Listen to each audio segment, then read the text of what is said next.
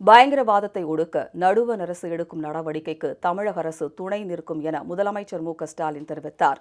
காஷ்மீரில் நடந்த பயங்கரவாத தாக்குதலில் பலியானவர்களுக்கு அஞ்சலி செலுத்தும் வகையில் சட்டப்பேரவையில் அனைவரும் எழுந்து நின்று 2 நிமிடம் அஞ்சலி செலுத்த வேண்டும் என்று பேரவைத் தலைவர் வாயிலாக கேட்டுக் கொள்கிறேன் என்று முதலமைச்சர் மு.க.ஸ்டாலின் கேட்டுக் கொண்டார். அதனைத் தொடர்ந்து அனைத்து உறுப்பினர்களும் 2 நிமிடங்கள் எழுந்து நின்று அஞ்சலி செலுத்தினார்கள். முதலமைச்சர் அவர்கள் கேட்டுக்கொண்டவாறு மாண்புமிகு உறுப்பினர்கள் அனைவரும் எழுந்து நின்று 2 மணித்துளிகள் அஞ்சலி செலுத்த அன்புடன் நின்றனர்.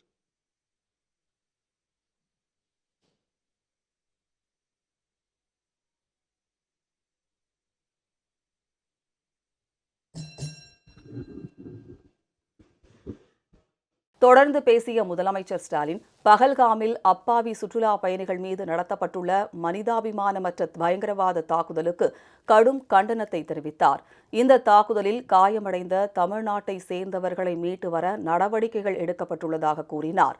பயங்கரவாத அமைப்புகள், பயங்கரவாதிகள் எத்தகைய எண்ணம் கொண்டவராக இருந்தாலும் அவர்களை இரும்பு கரம் கொண்டு ஒடுக்க வேண்டும் என்றும் அவர் கேட்டுக் கொண்டார்.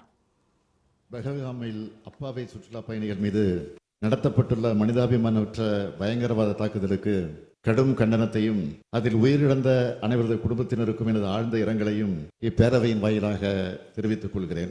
இந்த தாக்குதலில் இதுவரை மொத்தம் 26 பேர் கொல்லப்பட்டுள்ளதாக தகவல் கிடைத்துள்ளது. இந்த தாக்குதலில் பாதிக்கப்பட்ட தமிழ்நாட்டை சார்ந்த சுற்றுலா பயணிகள் அனைவருக்கும் தேவையான சிகிச்சை வழங்கப்படுவதை உறுதி செய்து பத்திரமாக அழைத்து வர தமிழ்நாடு அரசு அனைத்து நடவடிக்கைகளையும் எடுத்து வருகிறது. பயங்கரவாத தீவிரவாத அமைப்புகள் எத்தகைய எண்ணம் கொண்டவையாக இருந்தாலும் அவற்றை இரும்பு கரம் கொண்டு ஒடுக்க வேண்டும்.